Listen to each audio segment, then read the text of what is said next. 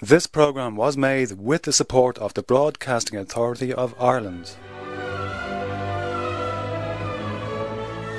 Columbanus, he was an extremely determined, wholehearted sort of person. This upstart from Ireland, coming in from a church in Ireland who is answerable to nobody. His unfailing knack of getting himself on the wrong side of important people. He argued with the Pope. He has the temerity even to get into a fight with the Pope. Columbanus had very firm beliefs himself. Columbanus, he was a man of black and white, there was no grey. He stuck by his principles, irrespective of who he happened to be talking to. He was equal to anybody. He was the equal to any of the popes. He didn't care who stood in his way. Should it be a pope or a king or anybody else, he was going to have a say.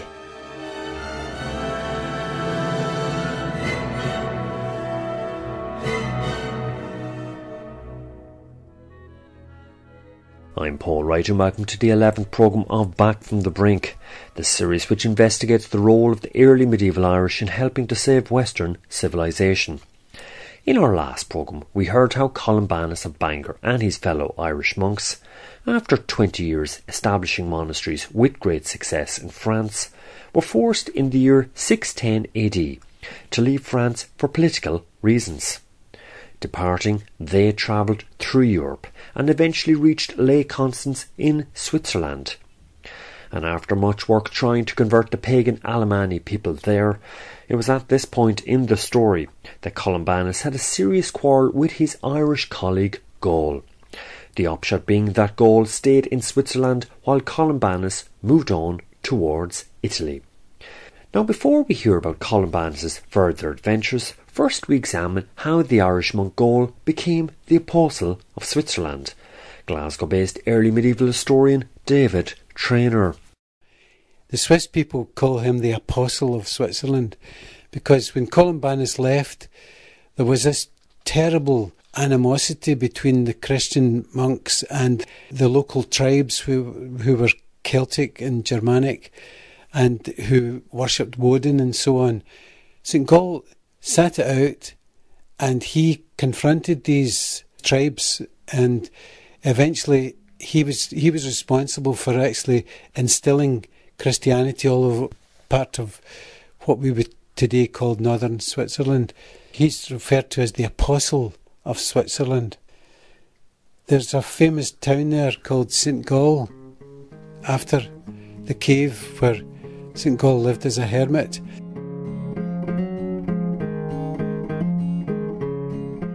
Gall was very successful there. He has many stories of his own of how he managed to encourage the people there and helped with one of the famous ones is about the bear, obviously. Historian Leanne Briggs of the North Down Museum, situated in Bangor, County Down. In Gallen, their emblem is now a bear, and the story goes that this bear was terrorising the locals. People were terrified to go near the water because this bear was eating people and attacking them, and Gall walked down to the area, saw the bear, and God gave him the words to speak to the bear, and the bear turned and walked away. So he managed to save the people, and to this day they have the bear as their emblem.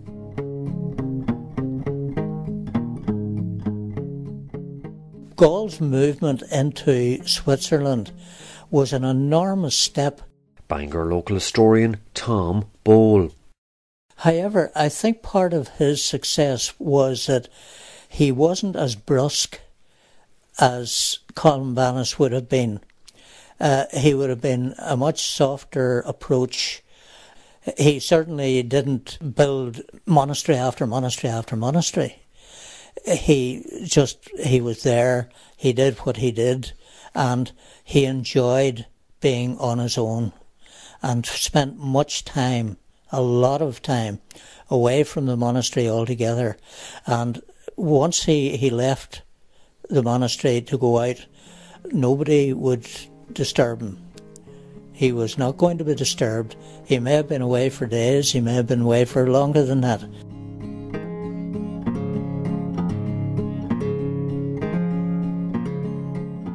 But I mean, there's other stories of people not being able to, much like Jesus and the loaves and the fishes, these sort of things where he produced food for the people as well.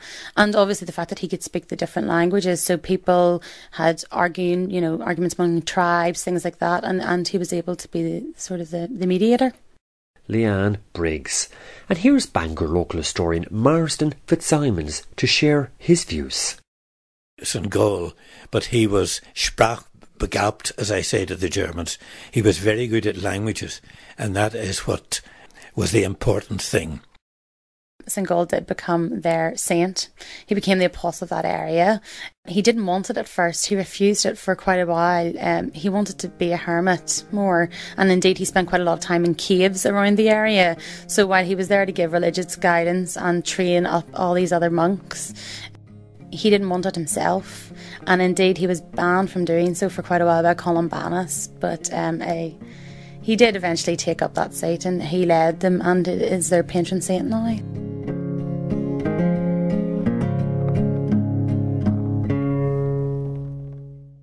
So just how did Columbanus' journey through Europe progress after he left Gaul behind in Switzerland? Historian Ronnie Nesbitt. Columbanus was not yet finished, and this urge to move on again necessitated a little bit by politics, because once again he had outworn his welcome to a certain extent. So this mixture of a prodding in the back and the leading of the Spirit from the front, Columbanus was off again.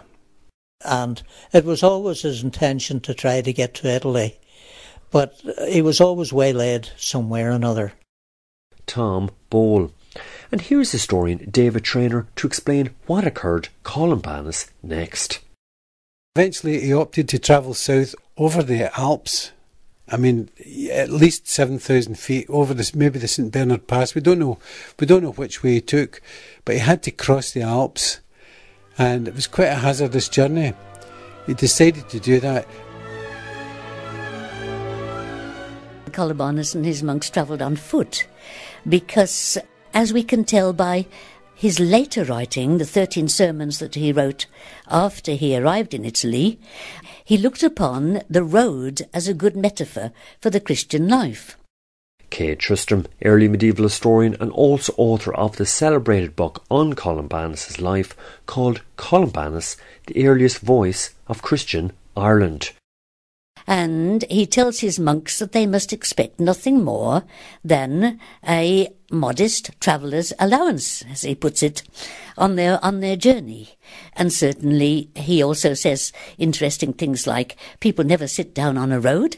People keep going while they're on the road, and you get the impression that this is how he would have encouraged his monks on in their journey towards northern Italy.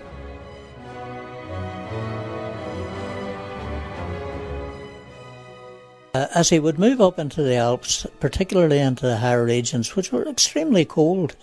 Historian Tom Bole. And bearing in mind that they were only wearing probably habits with some sort of a vestment underneath, they were hardly prepared for that type of journey across that type of landscape. Now, they would, of course, have travelled part of the time during the summer and part during the winter, but even in the summer months, it's cold up there. And although they would have tried as far as possible to stay to the valleys, we've also got to remember that Europe in those days would have been very heavily afforested, much more so than it is now. No doubt wild beasts would have been another danger. They didn't know what they were going to come across round the corner. So they went in faith that they would be looked after, and they seemed to be able to handle that very well. Along the way, anybody they met, of course, would be preached to. There was never an opportunity missed.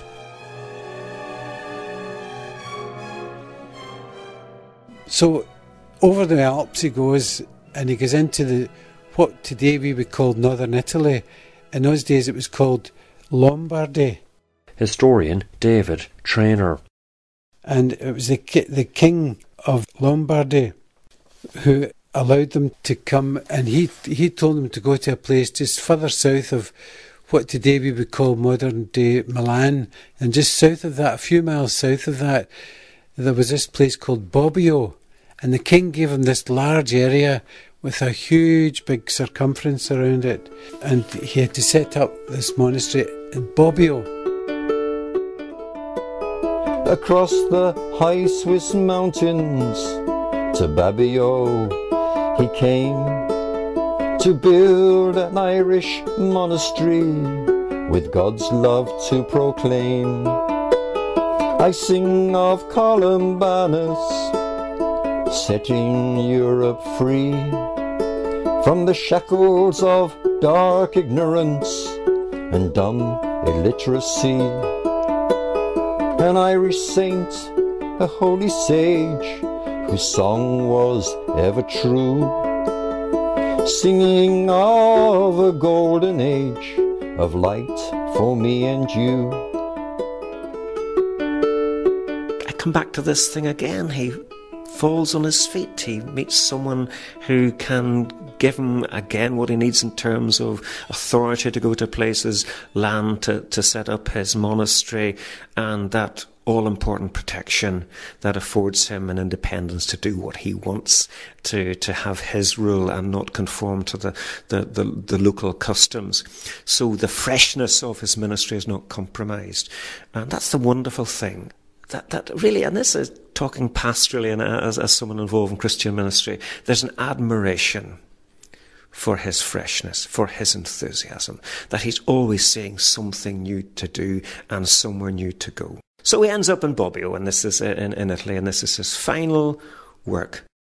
Bangor-based historian Ronnie Nesbitt. Over to historian Kate Tristram.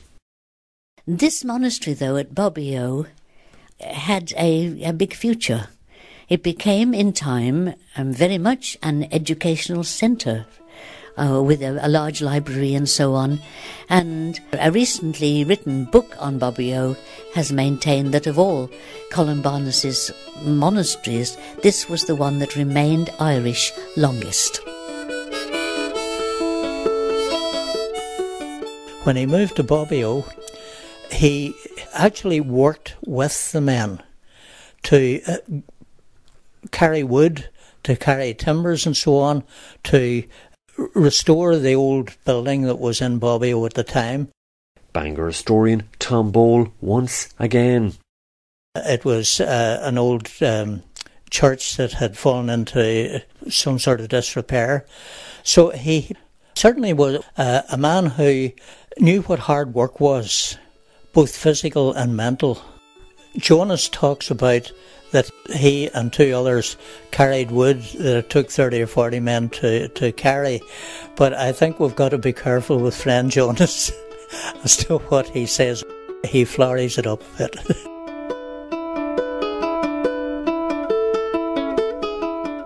When Columbanus was in Bobbio, he received a message that would have been gratifying to him, I think, because it was to tell him that back home, where the various Frankish kings were always fighting each other, his old enemies had been destroyed by a Frankish king who wanted him back.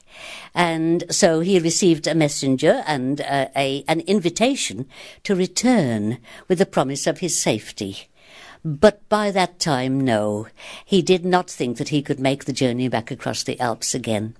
So he sent a very nice letter back, asking for his monasteries that had been founded within Frankland to be supported by the king, and the Christian faith to be supported, but he sadly declined the invitation to return. And he remained in Bobbio, making a really dramatic impact for Christ and the gospel, and his unfailing knack of getting himself on the wrong side of important people. And this time he has the temerity even to get into a fight with the Pope. Bangor historian Ronnie Nesbitt. The local bishops around Bobbio and Milan had an ongoing dispute with the Pope Boniface. The intricacies of the theological dispute about the nature of Christ are probably lost to us now, and perhaps not even all that important at the time. And Columbanus writes a stinker of a letter to the Pope, accusing him of losing the first love of his faith and all sorts of things. But I think Columbanus then realised he might have been just a little bit hoodwinked by his Italian brethren, because I think he does ruin a bit. But nevertheless, it's the quality of the man again. He contends for orthodoxy.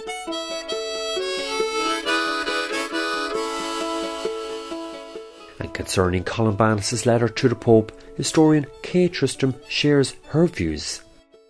This is where he wrote his most interesting letter, I think, because on the one hand he wants to warn the Pope that there is serious dissension and trouble facing the Church. And he says to the Pope, are you not supposed to be the shepherd of the Church? Or alternatively, are you not supposed to be the captain of the ship of the Church?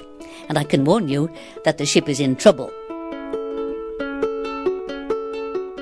I speak as a friend, a disciple, and one who follows in your footsteps, not as a stranger. Therefore I speak out freely, and say to those who are captains, pilots, and mystical watches of the spiritual ship of the Church, look out, for the sea is stormy, and being lashed by fatal gusts. Look out, for water has already entered the vessel of the Church, and the ship is greatly in peril. If any of my words have outwardly caused offence to pious ears, pardon me for my boldness. Also, the freedom of my native country, Ireland's customs, so to speak, was in part the cause of my boldness. For amongst us Irish, it is not who you are, but how you make your case that counts. Love for the peace of the gospel forces me to tell all, in order to shame everyone involved, including the Holy See, who ought to have known better. Another reason is my great concern for harmony and peace in the Church. For, as the good book says, if one member suffers, then all the members suffer with it.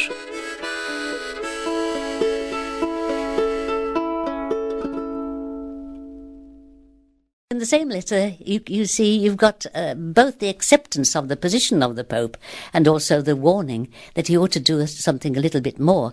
And Columbanus is very, very much a loyal Irishman. So he says, when I was at home in Ireland, I saw real heroic Christian living. But now I've come onto the continent, you're all lying about like dead men already, as if the battle is over. Get on with it. Do something. It's rather a good letter. One thing I think is clear, was it John Paul II thought that Columbanus should be named co-patron with Benedict of Europe. Celtic Church historian Ray Simpson.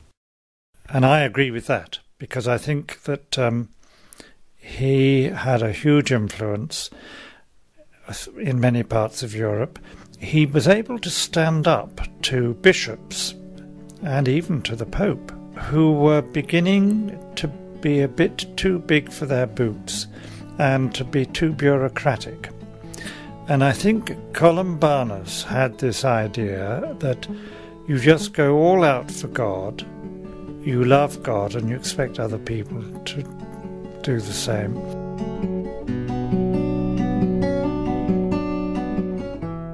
He stood up, he was equal to them. The Pope was just a Pope. He was a Papa, he was a father, yes. But Columbanus was Columbanus, and he knelt to no one. Bangor historian Marsden Fitzsimons. Here's Tom Bowle to once more share his views. His letters to the Pope always started off, as they normally would in the days, with quite a nice start to them. A lovely greeting and so on and so on. And then as the letter went on, it became a little more aggressive and pointed. So that was really the big problem. As well as that, the Pope was getting quite concerned. In fact, a number of popes were quite concerned that this faith, this Christianity that was coming from Ireland was not quite the same as what was being preached from Rome. So that didn't go down too well. However, it was Columbanus' wish that somewhere along the line he would in fact meet the Pope, but that wasn't to be. He never did. And he only got as far as Bobbio.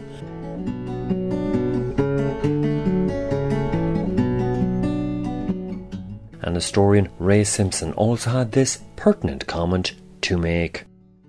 I admire Columbanus for tackling the Pope. I mean, Protestants might say, we told you so. But you see, if people had been like Columbanus, you wouldn't have needed a Reformation that split Christendom in two, perhaps. And what he was basically saying to the popes was, I'm a Catholic. We're more Catholic than you in Ireland because we're living the faith. To be Catholic is to live the faith, to be all out for God, to be orthodox in our belief. But you, who's supposed to be in the chair of Peter, showing the modelling to the world what Christianity is about, are fighting each other, two of you rival popes, and he said you should be one choir. Well now, what would the likes of Columbanus have done a few hundred years later if the popes had continued to behave like that? Would they have split away, or would they have found a way of going to them and saying, look, call you to repentance? Who knows? I don't know. But what I'm trying to say is the best governments are those that have a loyal opposition. And in a way, Columbanus was more Catholic than the popes. Now that's very important because it stops corruption growing in the church. And I think the Irish were absolutely clear. They were part of the one undivided universal church. They were absolutely clear that the bishop in Rome was Peter's successor. But it never occurred to them that God wasn't in charge of the lot and that obeying God was the task of everybody. And if even the Pope stopped doing that, he needed to be reprimanded.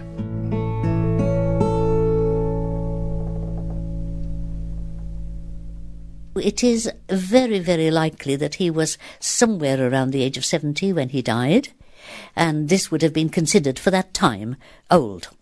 Historian Kay Tristram once again.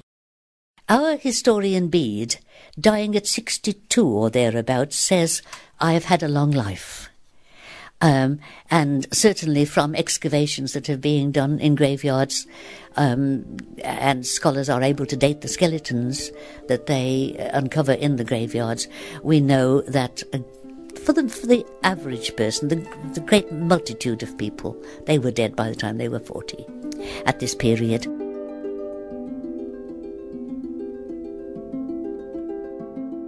Columbanus died, of course, in Bobbio.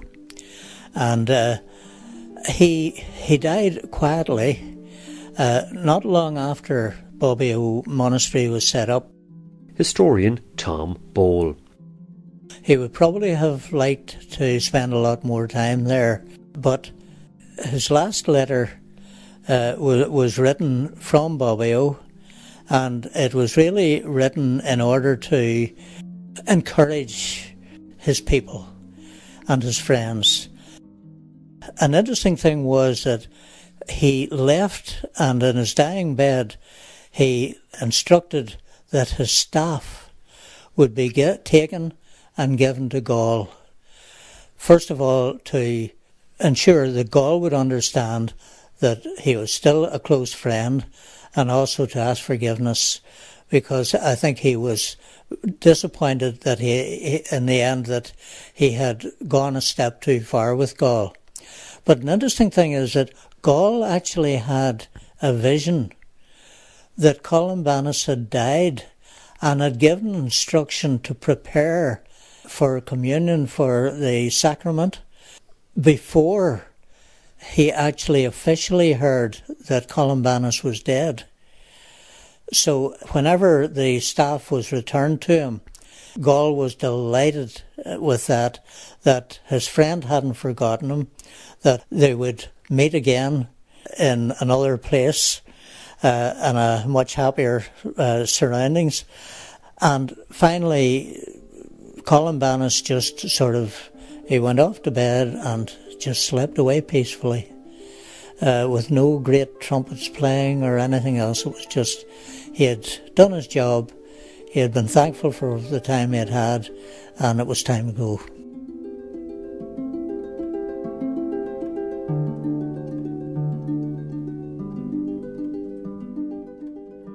in the end, he did it quietly and peacefully. I've been to Bobo. I've seen the lovely shrine and altar under the main church, and it's a peaceful, beautiful setting.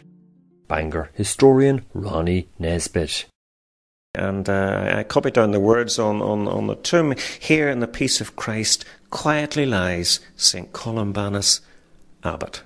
And in that simplicity, I think Columbanus would have approved that he had fulfilled his mission, which was to make Christ known, to shed the light of Christ into Europe. And having done so, there was no desire for any other lasting memorial. But the lovely truth is, his memorial lives on, not in the place names, though there are many, not in the monasteries which still exist, not in the libraries which we still have, but in the hearts of so many people.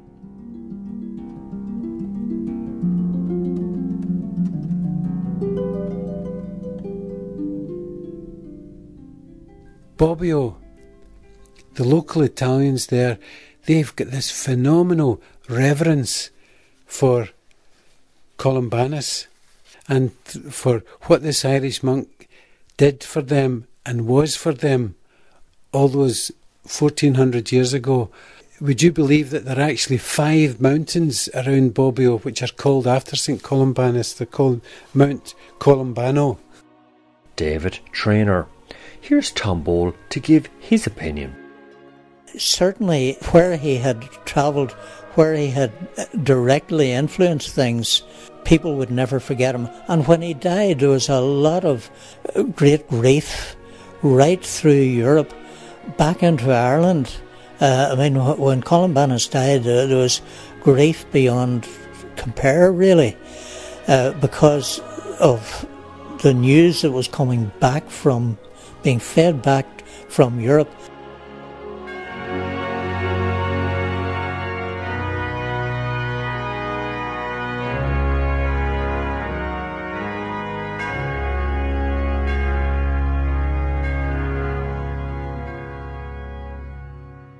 And so the intrepid Irish missionary monk Columbanus of Bangor died and went to his Maker on November the 23rd in the year 615 AD. Over the next 3 centuries and beyond, thousands of Irish monks followed his example by leaving Ireland to fan out through Europe, bringing learning and faith with them. And to hear how they eventually helped to resurrect Europe from the so-called Dark Ages, then make sure to catch our next number 12 programme in this 12-part series. This programme was made with the support of the Broadcasting Authority of Ireland, songs by Cliff Wedgbury. From myself, Paul Wright, bye for now.